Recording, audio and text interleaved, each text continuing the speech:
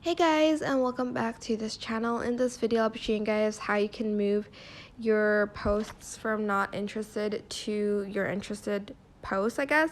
So for instance, you click not interested on a post and you've refreshed it and you just want it to be linked back, I guess. Select your post first. I'm just going to show you. So I accidentally pressed not interested. So I'm going to, for instance, it has been refreshed. Select the three dots. Select the manage content preferences. Go to not interested. Select the post that you've accidentally put in not interested. Select the select button here. Actually, you don't need to select the post, sorry. And then select remove. And then you're going to see more suggested posts like the one that you've accidentally pressed not interested. So that is pretty much how you can move it from not interested to interested, I guess. I hope this tutorial is helpful for you guys.